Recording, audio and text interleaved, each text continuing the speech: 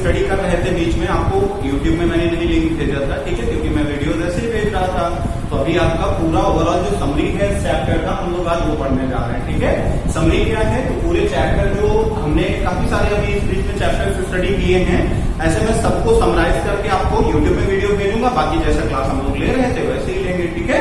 तो यूट्यूब में आपको मैं ये लिंक शेयर करूंगा, आप इसको देखते रहिए, ठीक है। एंड पूरे जो है आपको इस वीडियो के थ्रू पूरे जो चैप्टर का एक समरी है, कंक्लूजन है, वो आपको मिल जाना है।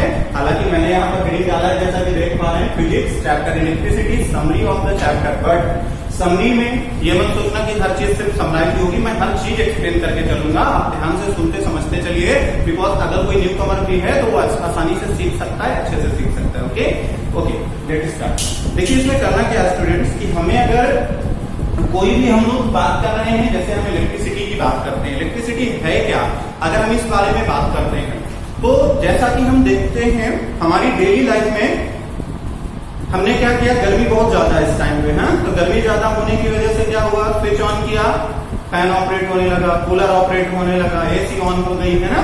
तो ये सब हो रहा है। ठंडियों में हमने या खाना बनाने के लिए बहुत लोग हीटर यूज करते हैं, तो उसमें हमने क्या किया, स्विच ऑन किया, हीटर बसरते, हाँ लाइट होनी चाहिए, इलेक्ट्रिसिटी होनी चाहिए। अब ऐसा नहीं कि स्विच ऑन करते रहो इलेक्ट्रिसिटी नहीं है।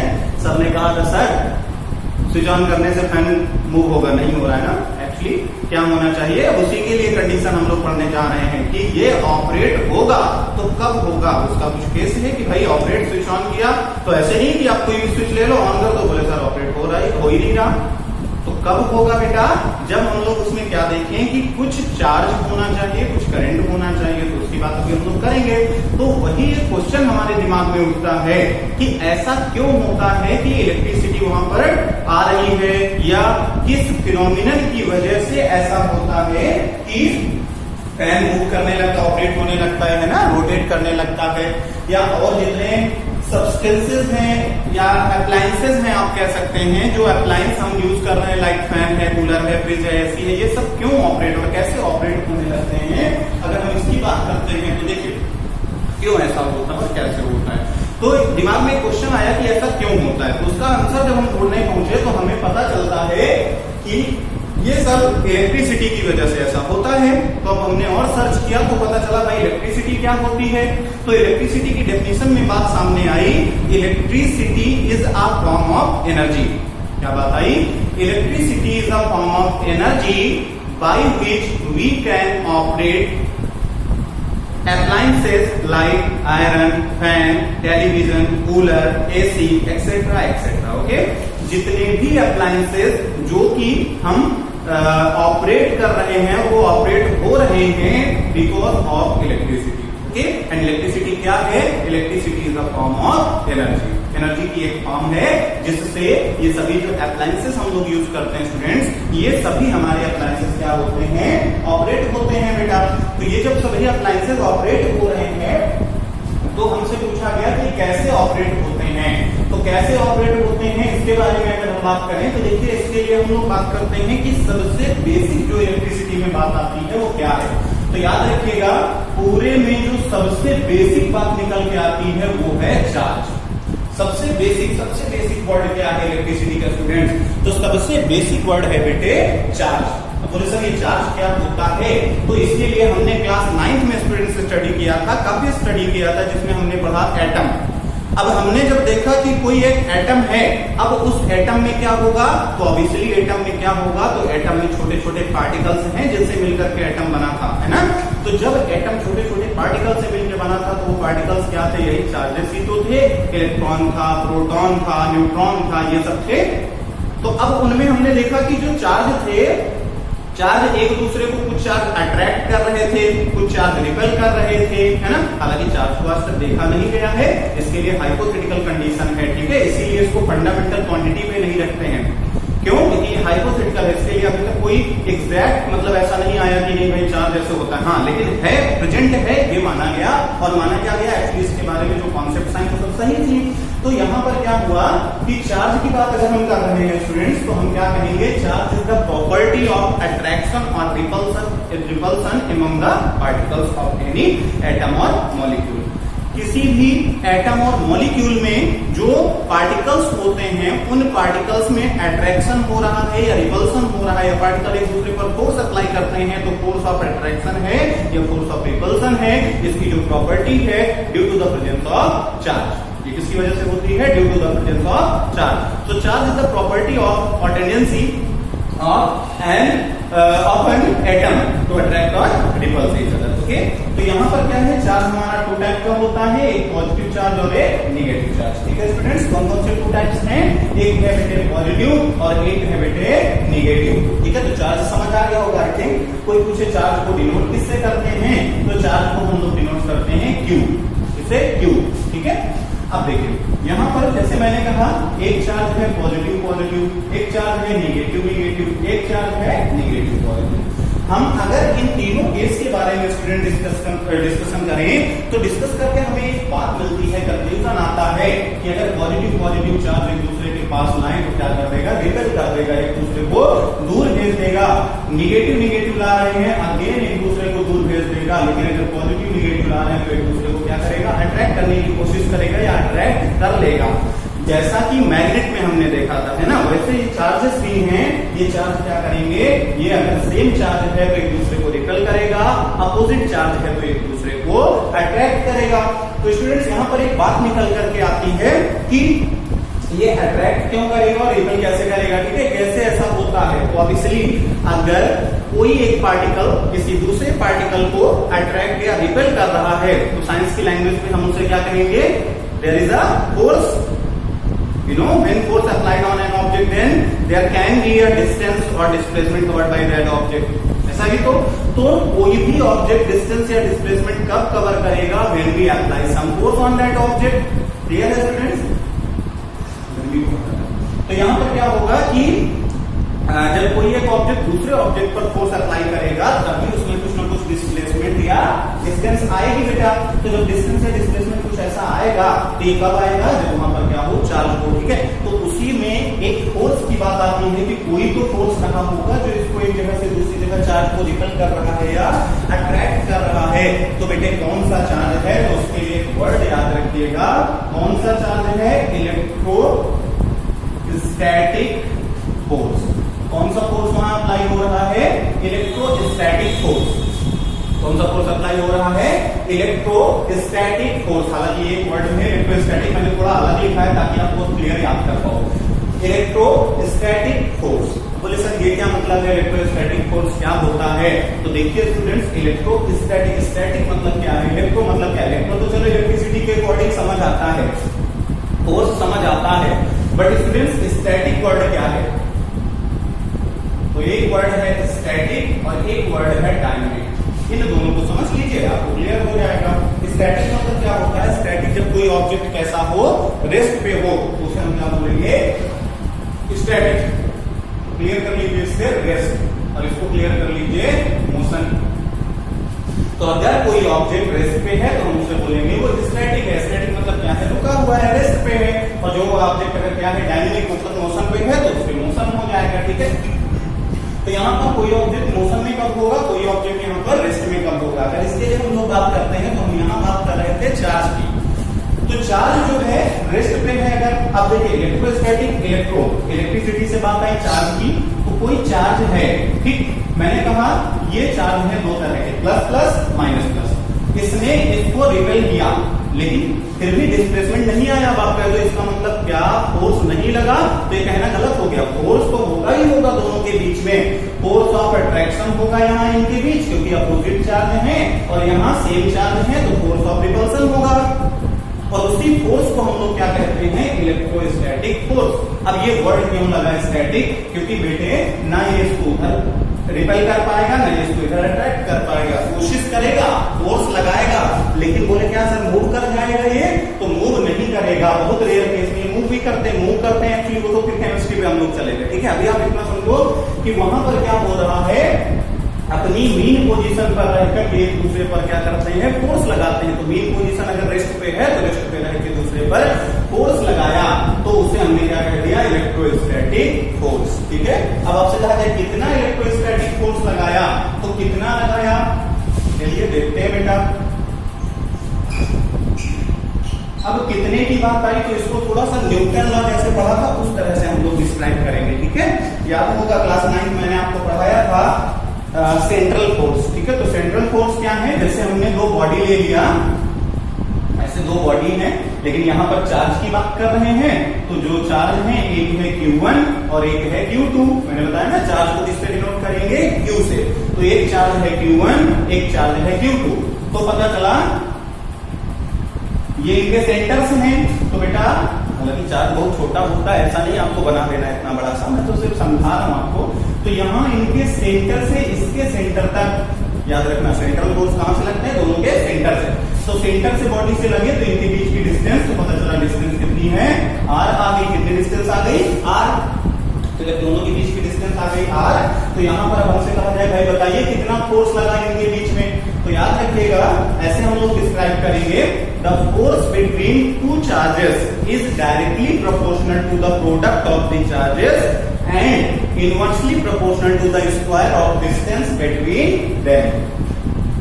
Force between the charges is directly proportional to the product of charges. दोनों चार्ज के प्रोडक्ट से क्या है, डायरेक्टली प्रोपोर्शनल होगा। इक्वेशन 1 लिख कर लीजिए। और वही फोर्स, कौन सा फोर्स है ये, इलेक्ट्रोस्टैटिक फोर्स। वही फोर्स उनके बीच की डिस्टेंस के स्क्वायर से, बीच की डिस्टेंस r, उसके स्क्वायर से के मतलब इनवर्सली प्रोपोर्शनल होगा। तो इनवर्सली आप सब लोग समझते हैं, ऑन में आ जाएगा।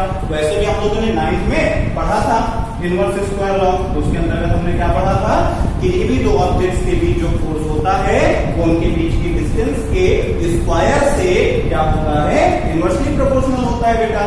तो यहाँ पर ये 1 और 2 इक्वेशंस आ जाएंगे, ठीक है। अब देखिए अगर हम दोनों इक्वेशन से कंक्लूजन निकालें तो from equation 1 and 2 we can get f is this symbol Q1 into Q2, क्योंकि ये मल्टीप्लाई 1 से होगा तो सेम आएगा upon r square. f symbol हटेगा ये वाला, जब भी आपको पता डायरेक्टली प्रोपोर्शनल हटता है तो वहां पर एक कांस्टेंट होता है ना।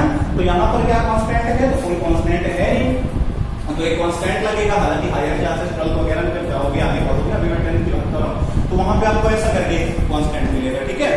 बट अभी आपको उसको स्टडी नहीं करना, उसकी जगह पर सीधा से स्मॉल के लेट कर लिया तो, ठीक है। क्या लेट कर लिया, स्मॉल के। और यहाँ पर क्या आया आगे, Q1 Q2 upon r square. बेटे अगर हम यूनिट चार्ज के लिए, यूनिट चार्ज समझ रहे हैं ना, 1 यूनिट चार्ज मतलब चार्ज कितना है, 1 कूलम। अगर हम उसके लिए बात करते हैं तो याद रखिएगा Q की वैल्यू 1 1 1 1, तो ये भी 1 आएगा। तो K की वैल्यू कितनी आ जाएगी, 1। So we can put K equal 1। By this case we can write F equal K, value of K is 1, so we can write F equal Q1 into Q2 upon r square.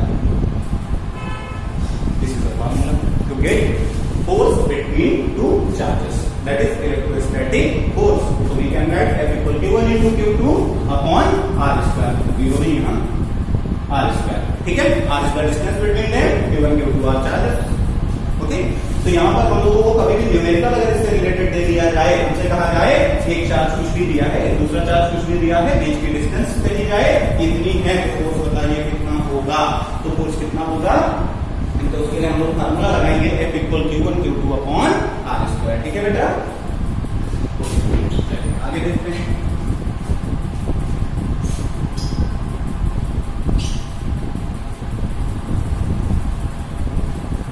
इसके बाद देखिए बेटा, अब बात आती है कि ठीक है चार्ज के बारे में तो हमने थोड़ा स्टडी कर लिया, ठीक है। अब आगे की बात कैसे होगी कि भाई चार्ज तो ठीक है हमने पता कर लिया कि चार्ज चेंज होती है, अब वही चार्ज कैसे बनता है ओवरऑल, थोड़ा सा इसको ध्यान देंगे। सपोज मान लीजिए हमने कहा ये वायर है, क्या है स्टूडेंट्स, वायर है। ये तो नहीं पता सर ऐसा वायर कब से होने लगा, कुछ भी नहीं, मेटल सीट है ना, ये कंडक्टर है। तो इसमें कुछ फ्री इलेक्ट्रॉन्स होंगे बेटा, तो पता चला ये इलेक्ट्रॉन्स हैं इसमें कुछ सारे, ठीक है। कितने हैं हम अभी इस पे नहीं जा रहे हैं, तो फिर डिपेंड करता है उसके एटॉमिक मास वगैरह से, हम लोग बाद में बात कर लेंगे। अभी फिलहाल हम क्या कहते हैं ये इलेक्ट्रॉन्स हैं, कुछ काफी सारे इलेक्ट्रॉन्स हैं, ठीक है। अब आप बताइए एक इलेक्ट्रॉन का जो चार्ज होता है, we know that is 1.6 into 10 to power minus 19 coulomb. The charge of one electron is 1.6 into 10 to power minus 19 coulomb. ये एक इलेक्ट्रॉन का जो है चार्ज होगा, ठीक है। फिर आप सोचो यहां पर आपको, अब आप कहोगे सर अभी आप कह रहे थे कि चार्ज क्यों से डिनोट करते हैं, यहाँ ई से क्यों किया? ई मतलब charge of one electron. Physics में इलेक्ट्रिसिटी में आपको स्मॉल ई मिल रहा है, तो आप क्या कहोगे? Charge of one electron that is 1.6 into 10 to power minus 19 coulomb. Coulomb is the unit of charge. अब यहां पर आपसे कहा जाए कि बताइए कितना चार्ज होगा ओवरऑल, तो ओवरऑल इस सर्किट में मतलब इतने वायर पे कितना चार्ज होगा, तो उसको कैसे निकालोगे? तो उसको तो हम लोग क्यू से डिनोट करते थे, ठीक है, कैपिटल क्यू लिख लिया उसके लिए। तो टोटल चार्ज कितना होगा, तो बेटा इसको कैसे निकालेंगे? तो इसके लिए फार्मूला होता है Q equal N into e, और you can write Q equal N e. अब ये Q इक्वल एन ई क्या मतलब है? तो देखिए Q मतलब टोटल चार्ज, N मतलब नंबर ऑफ इलेक्ट्रॉन, E मतलब चार्ज ऑफ वन इलेक्ट्रॉन। तो टोटल कैसे Q निकालोगे इसमें? तो उसका सीधा सा फंडा है, जितना पता चला 20 इलेक्ट्रॉन्स थे। कितने इलेक्ट्रॉन्स है? 20। तो एक इलेक्ट्रॉन का चार्ज हमें पता है सबका सेम होता है, मल्टीप्लाई बाय 20 कर दो तो टोटल इलेक्ट्रॉन का टोटल चार्ज निकल आया कि नहीं निकल आया उस सर्किट का, उस कंडक्टर का, क्यों बेटा? तो टोटल हम लोग कैसे निकालेंगे? चार्ज कितना है, जितने इलेक्ट्रॉन्स हों तो उसके हम लोग डिनोट करते हैं स्मॉल n। n मतलब नंबर ऑफ इलेक्ट्रॉन्स। तो जितने n हो उसको मल्टीप्लाई किससे कर देंगे? e मतलब चार्ज ऑफ वन इलेक्ट्रॉन से, तो हमारा निकल के आ जाएगा q। q मतलब क्या होता है बेटा? q मतलब टोटल चार्ज, मतलब charge of the circuit. I think is it clear? Okay, अब देखिए इसके बाद ये तो हमें पता चल गया। एक बहुत पूछा जाने वाला क्वेश्चन इसमें है, how many electrons are in one coulomb of charge? How many electrons, तो मेनी मतलब क्या? काउंटिंग पूछ रहा है, तो एन आपसे पूछ रहा है, एन मतलब number of electron. How many electrons are in one coulomb of charge? अब किसी सर्किट में टोटल चार्ज कितना है? 1 कूलम। तो टोटल चार्ज है 1 कूलम, तो क्यू हो गया 1 कूलम।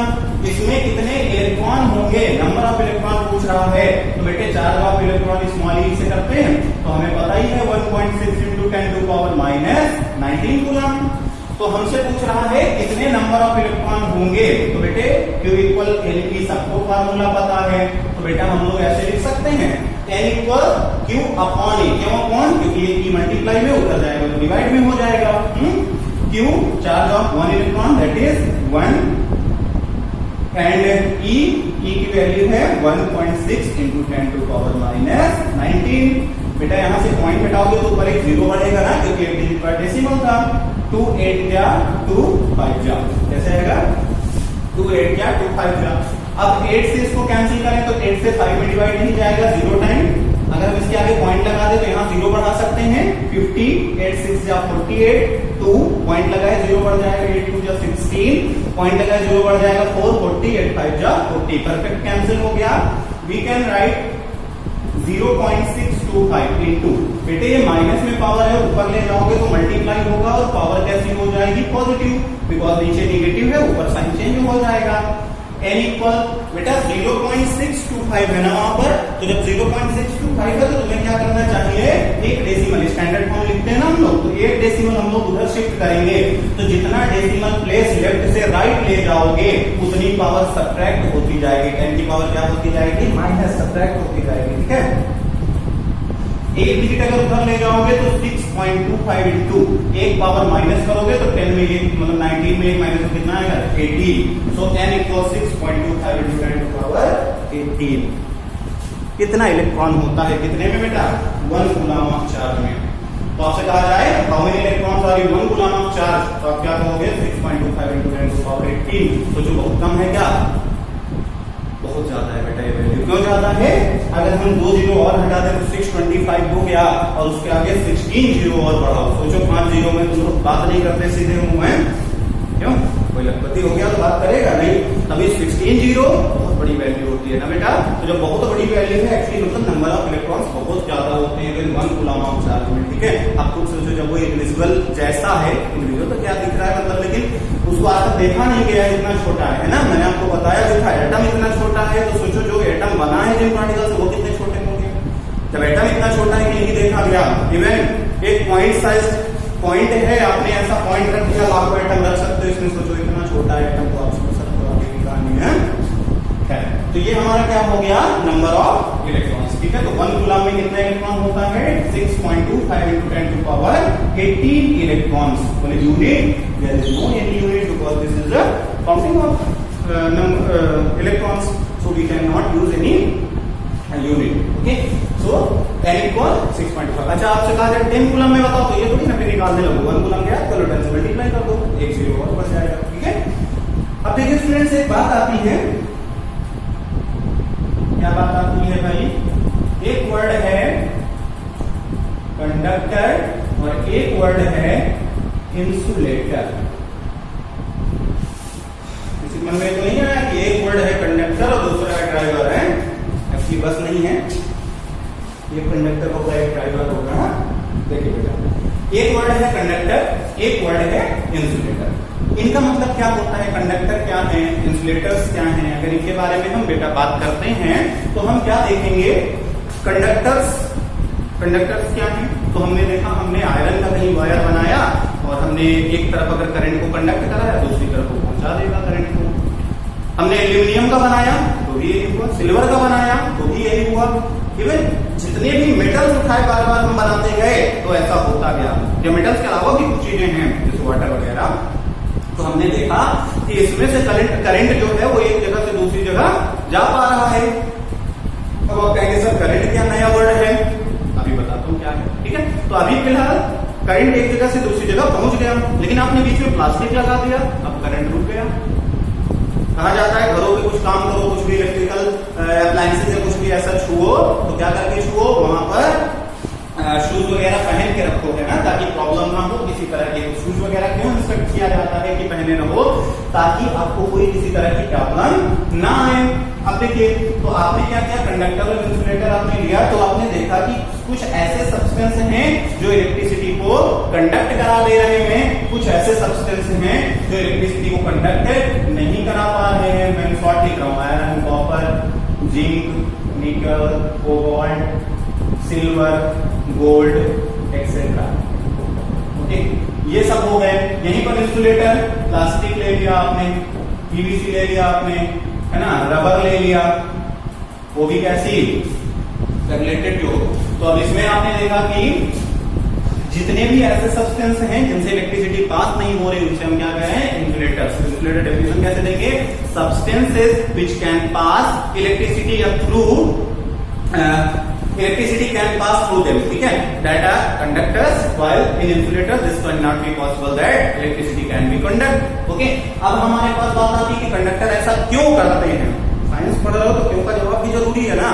तो भाई क्यों ऐसा होता है कि इलेक्ट्रिसिटी कंडक्ट इनमें होती है और इनमें नहीं होती, इनसे कौन सी दुश्मनी है और इनसे कौन सी मित्रता है कि इनके साथ चल देंगे उनके साथ नहीं चलेंगे। तो बिल्कुल ऐसा है, ऐसा क्यों है, चलिए उसकी बात करते हैं। देखिए फटाफट से, ऐसा इसलिए होता है बेटा बिकॉज, एक लाइन में इसको नोट कर लीजिएगा, कंडक्टर्स हैव फ्री इलेक्ट्रॉन्स।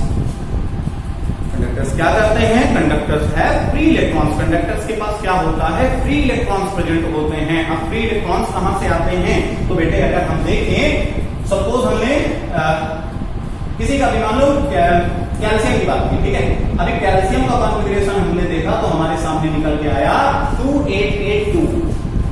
क्या कॉन्फ़िगरेशन निकल के आया स्टूडेंट्स, 2882।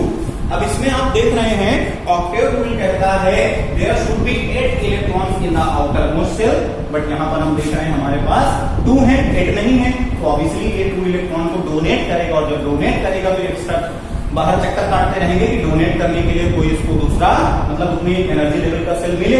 तो इसके लिए जब ये एक्स्ट्रा, एक तरीके से एक्स्ट्रा ही तो है ये इलेक्ट्रॉन, लेकिन यही आप क्लोरीन की बात करते हो तो बोलेसन कॉन्फ़िगरेशन होता है 287। तो बेटे एक इलेक्ट्रॉन ये इसको दे सकता है, लेकिन क्या ये इसको दे सकता है, आंसर नो। क्यों नहीं दे सकता, बिकॉज ऑलरेडी उसके पास ऑक्टेव रूल से कम है। ऑक्टेव रूल वगैरह का डिस्कशन हम नहीं कर रहे हैं, केमिस्ट्री में आप पढ़ चुके हो। तो अभी हम आपको सिर्फ इतना बता रहे हैं कि यहाँ पर इसको खुद रिक्वायर है, एक्स्ट्रा नहीं है, जबकि इसके पास एक्स्ट्रा इलेक्ट्रॉन है स्टूडेंट्स। तो हम कहेंगे कि मेटल्स जो होते हैं बेटा, वो मेटल्स क्या एक्स्ट्रा इलेक्ट्रॉन्स होते हैं, तो जब एक्स्ट्रा होंगे तो ऑब्वियसली वो क्या करेंगे कि जब तुम उनमें और एक्स्ट्रा इलेक्ट्रॉन दोगे तो अपने इलेक्ट्रॉन को आगे मूव करना स्टार्ट कर देंगे कि नहीं कर देंगे। तो इलेक्ट्रॉन का मूव करना मतलब चार्ज का मूव करना। क्या हुआ, जब एक्स्ट्रा इलेक्ट्रॉन हुए तो तुमने क्या किया, पता चला ये सपोज एक टुकड़ा छोटा सा आयरन का या एल्यूमिनियम का मान लो, अब पता चला ये 3 इलेक्ट्रॉन एल्यूमिनियम के पास एक्स्ट्रा थे। ये तो 1 एटम की बात है, सिर्फ होने को तो 1000 एटम होंगे, इसमें लाखों होंगे, करोड़ों होंगे, निकाल सकते हैं हम लोग। लेकिन अभी हम कह रहे हैं सिर्फ एक एटम है, मान लो ठीक 3 इलेक्ट्रॉन एक्स्ट्रा है, तुमने जाके एक एक्स्ट्रा सेल से जोड़ दिया। अब सेल अपना इलेक्ट्रॉन जहां इसको देगा करंट, तो ये इसको देगा तो इसमें एक प्रेशर आएगा कि नहीं आएगा, तो इलेक्ट्रॉन तुरंत अपनी डायरेक्शन बदलेंगे और निगेटिव टू पॉजिटिव चलना स्टार्ट कर देंगे। तो यहाँ पर क्या कंडीशन आ गई कि इलेक्ट्रॉन की डायरेक्शन तुरंत बदल गई, इलेक्ट्रॉन ने मूव करने स्टार्ट कर दिया। क्यों? क्योंकि एक्स्ट्रा इलेक्ट्रॉन एक्स्ट्रा चार्ज इसको दे रहा है, तो जब वो इसको एक्स्ट्रा चार्ज दे रहा है तो इलेक्ट्रॉन क्या करेंगे, चार्ज एक जगह से दूसरी जगह मूव करने लगेगा। तो अब ऐसा तो है नहीं भाई उड़ के पहुंच गया, जब मूव करेगा तो हमें कहीं यहां से यहां चलना है, तो हमने थोड़ा टाइम लिया कि नहीं लिया, इवन 1 सेकंड लिया, लेकिन कुछ तो टाइम लिया, या 1/10 सेकंड तक, ये तो कुछ तो टाइम लिया बेटा। तो जब कुछ टाइम लिया तो ऑब्वियसली चार्ज को मूव करने में कहीं पर क्या लगता है, कुछ टाइम लगता है, उसे ही हम लोग क्या कहते हैं, इलेक्ट्रिक करंट बोलते हैं बेटा। क्या बोलते हैं? Electric current. किससे डिनोट करोगे इलेक्ट्रिक करंट को? आई से। किससे डिनोट करते हैं? Capital I. तो डेफिनेशन क्या आ जाती है, electric current can be defined as the flow of charge through a conductor in per unit of time is called electric current. Electric current की डेफिनेशन समझ आ गई बेटा? The flow of charge in per unit of time is called electric current. The flow of charge in per unit of time is called electric current. Clear? Flow of charge in per unit of time is called electric current. बार बार रट लो, बिल्कुल दिमाग में याद हो जाएगा। Flow of charge in per unit of time, दो बातें हैं, I = Q/T, फार्मूला याद रखो, डेफिनेशन ऑटोमेटिक बना लोगे। Flow of charge in per unit of time is called electric current. Clear? चलिए, चार्ज यूनिट कूलम, टाइम की unit second. Coulomb per second इसकी यूनिट हो सकती है, या वन वर्ड में इसको कहा गया ampere, denoted by capital A। So we can write A for ampere, for apple नहीं, ओके, A फॉर एम्पियर। अब देखिए, तो यहां पर क्या हो गया, capital A, capital is the unit of charge, मतलब यूनिट ऑफ करंट। करंट की यूनिट क्या होती है? एम्पियर। ठीक है, तो एम्पियर हम लोग डेफिनेशन ले लेंगे। चार्ज समझ आया बेटा, करंट समझ आया। करंट क्या है? फ्लो ऑफ चार्ज पर यूनिट ऑफ टाइम। अब जैसे हम करें एम्पियर, तो एम्पियर के लिए कई जगह क्वेश्चन पूछ लेता है, डिफाइन 1 एम्पियर। तो बेटा फार्मूला पढ़ा है I = Q/T। क्या फार्मूला पढ़ा है? I = Q/T। तो 1 एम्पियर इक्वल 1, और चार्ज की यूनिट होती है कूलम, और टाइम की यूनिट होती है सेकेंड। तो ये फार्मूला है, याद करो। क्या? 1 ampere equal 1 coulomb per second. तो आपसे कहते हैं डिफाइन 1 एम्पियर, तो आप कैसे डिफाइन करोगे बेटा? डिफाइन 1 एम्पियर बोलेगा तो आप कैसे डिफाइन करोगे? तो डेफिनेशन ऐसे देंगे, 1 ampere can be defined as when 1 coulomb of charge is passed through a conductor in 1 second. Per का मतलब आप सबको पता है, पर सेकंड होता है, पर सेकंड PER, पर मतलब कितना? 1। सो 1 coulomb of charge is passed through a conductor in 1 second is called 1 ampere. 1 ampere समझ आया? का क्या होगा? 1 coulomb of charge is passed through a conductor in 1 second is called 1 ampere. जैसे कोई कंडक्टर था, यहां से A पॉइंट से B पॉइंट पे, यहां से 1 सेकेंड में 1 कूलम चार्ज क्या हो जाए? पास हो जाए, तो उसको हम क्या मेजर करेंगे? 1 एम्पियर मेजर करेंगे। बोले sir 2 coulomb charge 2 ampere measure कर देंगे। बोले सर 3 मेजर कर देंगे। बात समझ आ रही है? तो 1 एम्पियर क्या है? 1 coulomb of charge is passed through a conductor in 1 second. ठीक है, अब आपसे कहा जाए करंट को मेजर कैसे करोगे? तो करंट को मेजर करने के लिए एक डिवाइस आती है, उसका नाम है एम्पियर मीटर। याद रखिएगा, क्या नाम है? Ampere meter. घरों पे देखा होगा कई बार, हालांकि अब तो नहीं है, अब तो सब थोड़ा सा अच्छे मतलब स्तर पे लगने हैं। जैसे पहले होता था कि चीजें बहुत ज्यादा मॉड्यूलर नहीं थी, तो उसमें आप देखना पहले के इन्वर्टर्स जो होते हैं, ठीक है, तो इन्वर्टर में देखिएगा ऐसा एक P जैसा लगा होता है, ऐसे करके होगा, और उसमें यहाँ काउंटिंग लिखी होगी 15,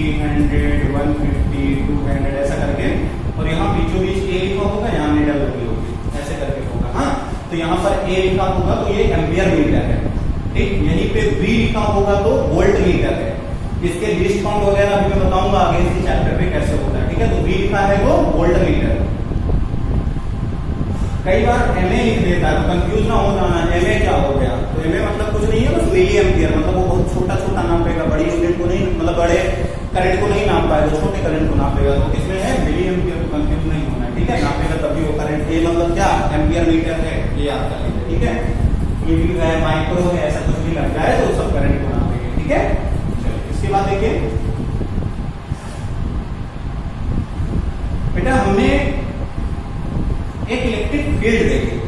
अब इलेक्ट्रिक फील्ड का क्या मतलब है, देखिए जैसे हमने कहा एक चार्ज है सपोज, ठीक है, ये क्या है चार्ज, Q नाम का एक चार्ज है, ठीक है। एक दूसरा चार्ज है, मान लो दोनों अलग अलग है थोड़े से, ये चलो सेम है, एक का नाम है Q1 और एक का नाम है Q2, ठीक है। अब इस चार्ज को हमने यहां पर रखा, ऐसा नहीं कि इसमें फोर्स लगा नहीं रहा है, लगाएगा, बट यहां पर क्या किया पता चला, यहां तक चलो नहीं लगा है, उसने थोड़ा सा इसको उठाया, शिफ्ट किया, अब पता चला इसमें फोर्स महसूस होने लगा, तुम्हें लगा कि इसको अट्रैक्ट कर रहा है या फिर रिपेल कर पा रहा है या फोर्स अप्लाई कर रहा है, तो इसका मतलब एक बात समझ आती है, इन दोनों में आपस में क्या है, जैसे ही एक उसको भाई यहां तक चार्ज था, ये यहां तक, तब तक इसने उसको कुछ नहीं किया, लेकिन जैसे ही ये थोड़ा आगे बढ़ाया या ये थोड़ा आगे बढ़ गया, तुरंत उनमें एक फोर्स फील्ड होने लगा, उसे हम क्या बोलते हैं कि अब उसकी फील्ड स्टार्ट हो गई।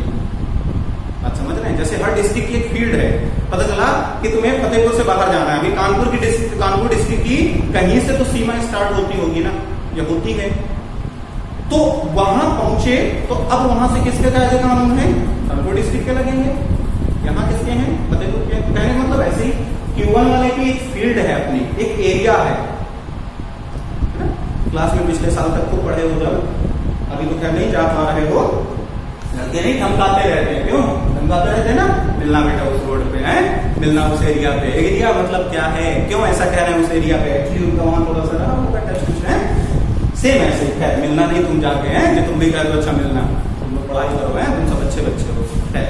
तो देखिए क्या हुआ कि एक जगह से दूसरी जगह जब हम लोग जाने लगे और हमने देखा कि वो जो ये चार्ज को ले गए, तो हमने देखा कि जो दूसरा चार्ज है वो पहले उस पर फोर्स नहीं अप्लाई कर पा रहा था, लेकिन जैसे ही वो थोड़ा सा आगे बढ़ गया, उसकी फील्ड के अंदर एंटर कर गया, तो उसने उस पर अट्रैक्शन और रिपल्सन का फोर्स लगाना स्टार्ट कर दिया। तो इसका मतलब समझ आता है उसके सराउंडिंग में कुछ एरिया है जहां पर वो अपना फोर्स दिखा पा रहा है, उसी सराउंडिंग एरिया को हम लोग स्टूडेंट्स बोलते हैं इलेक्ट्रिकल फील्ड।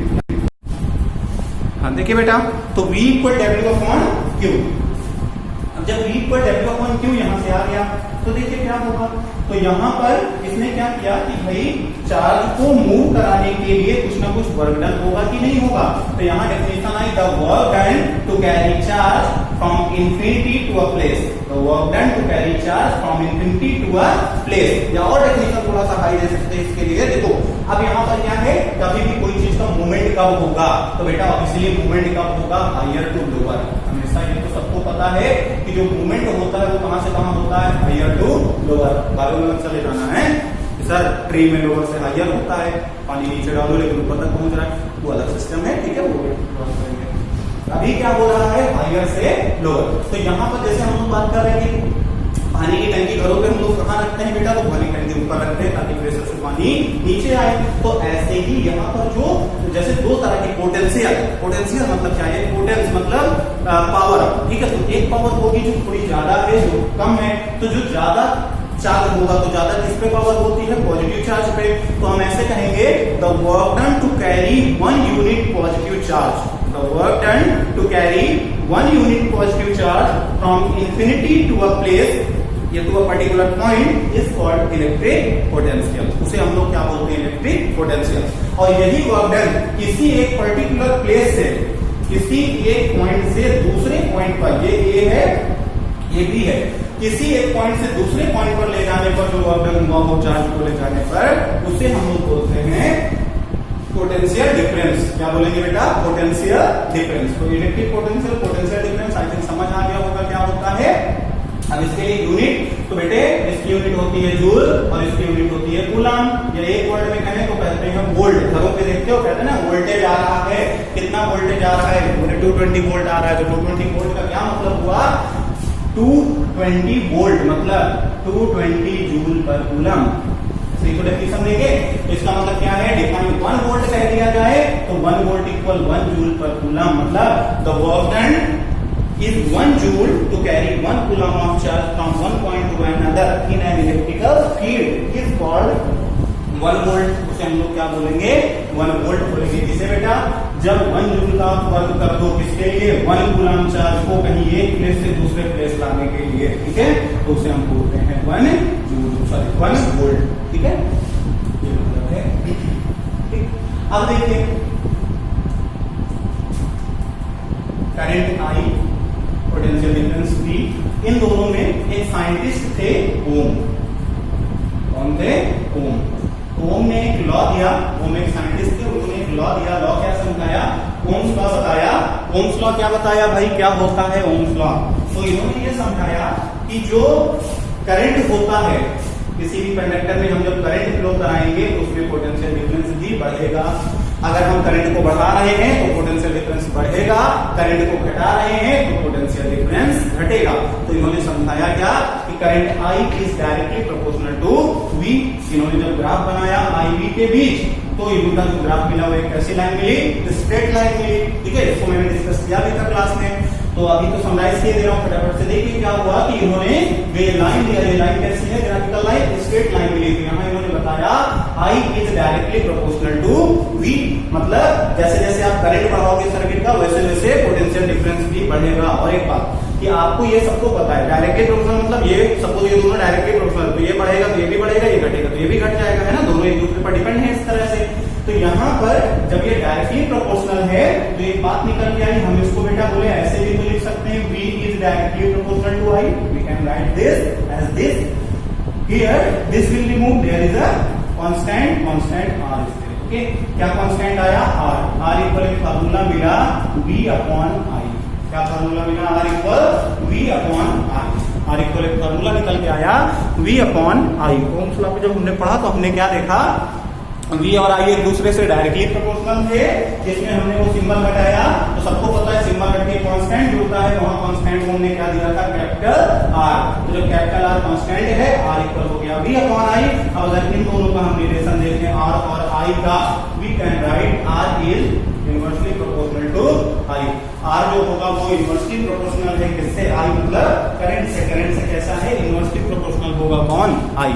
तो R is direct inversely proportional to I। R जो है रेजिस्टेंस जो है वो करंट से कैसा होगा बेटा, इनवर्सली प्रोपोर्शनल हो जाएगा। इसलिए यहाँ पर एक बात निकल के आई, R resistance is inversely proportional to current. तो रेजिस्टेंस है क्या, resistance is that thing which opposes the electric current या the flow of electric current in a circuit. किसी भी सर्किट में जो करंट का अपोज करे, फ्लो होने से उसको रोके, उसका अपोज करे, उसे हम क्या बोलते हैं, रेजिस्टेंस बोलेंगे। क्या बोलेंगे, रेजिस्टेंस, ठीक है। तो इसको हम लोग बोलते हैं रेजिस्टेंस, ठीक है।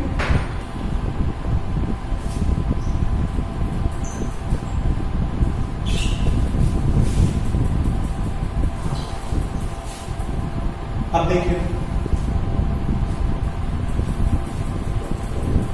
फैक्टर्स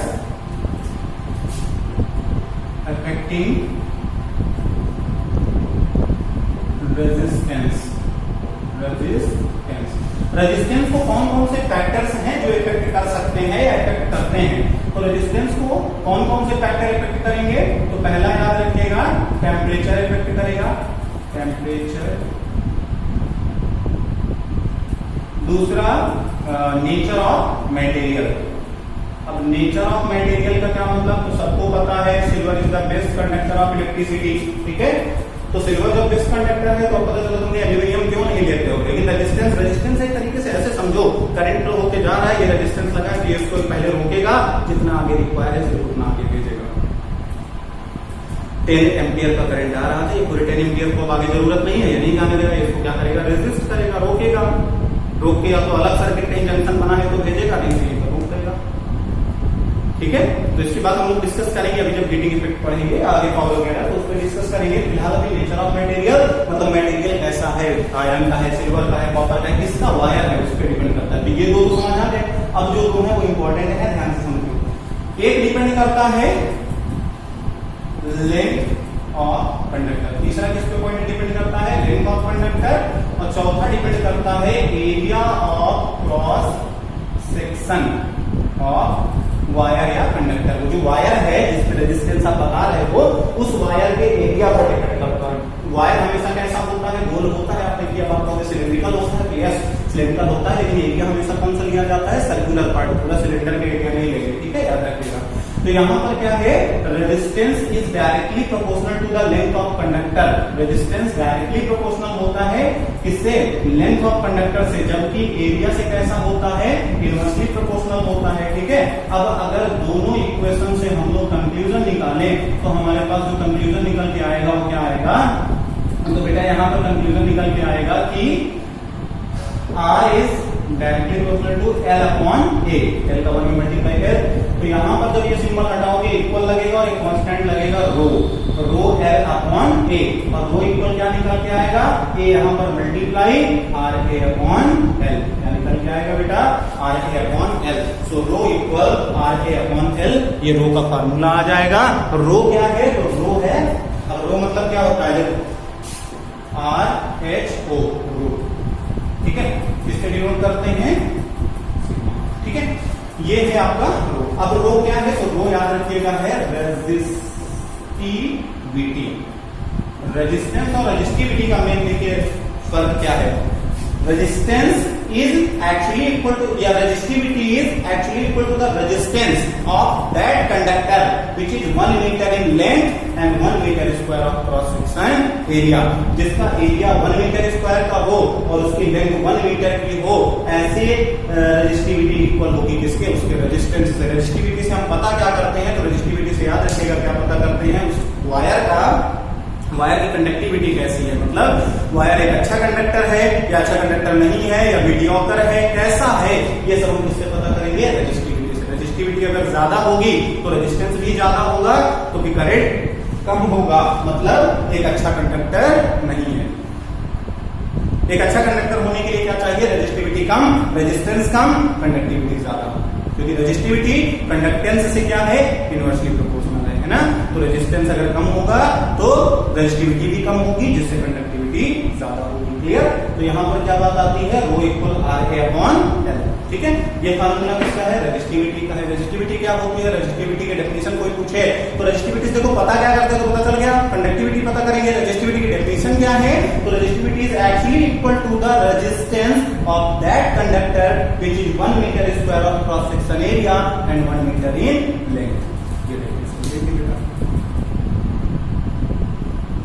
ये हमारा जो है इतना ही हम लोग अभी आज इस क्लास में कवर करते हैं, ठीक है। नेक्स्ट वीडियो में आपको जो है आगे का जो इसका पूरा है हमारे जैसे बचे हैं अभी पैरेलल सीरीज कॉम्बिनेशन के बाद heating effect of electric current and power of appliances, ठीक है। ये 3 टॉपिक हम लोग नेक्स्ट वीडियो में कवर करेंगे। आई थिंक इतना समझ आ गया होगा, तो अच्छे से पढ़ते रहिए। कोई भी प्रॉब्लम आती है इससे रिलेटेड आप व्हाट्सएप पे पूछ सकते हैं, नंबर आपके पास है सबके पास, ठीक है। क्लास सब लोग ले ही रहे हो बेटा, रेगुलर क्लास लेते रहिए, जो ना इसको पूछे, okay. Thank you. Field is the field around the region around the charge in which a charge can show its property of attraction or repulsion is called electrical field, ठीक है। उसे हम लोग इलेक्ट्रिकल फील्ड बोलेंगे। तो पता चला एक इलेक्ट्रिक फील्ड है पूरी और चार्ज से भरी हुई है, पूरा कुछ भी एक चार्ज है, चार्ज बॉडी है, ठीक है। बहुत सारा चार्ज इस तरह से इसमें क्या है, भरा हुआ है, ठीक है। इलेक्ट्रॉन्स हैं, अब ये जो चार्ज है हमने क्या किया, हमने देखा इस तरह से ये सब चार्ज जो इस पे है, ठीक है। ये जो चार्ज इस पे आ रहा है स्टूडेंट्स, अब हमने कहा कि ये चार्ज है, लेकिन कैसा चार्ज है बेटा,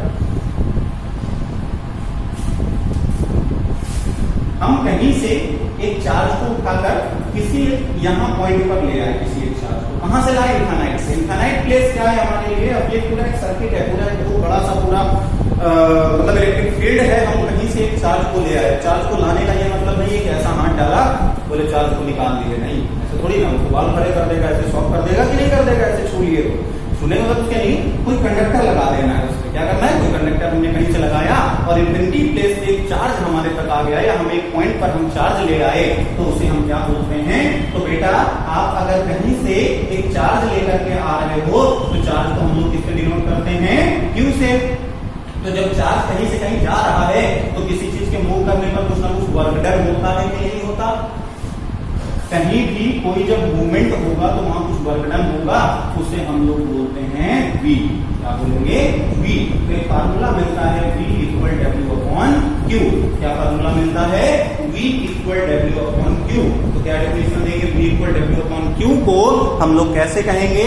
तो हम ऐसा कह सकते हैं बेटा, W अपॉन Q के लिए डेफिनेशन हम लोग ऐसे दे सकते हैं, कैसे कि देखिए आगे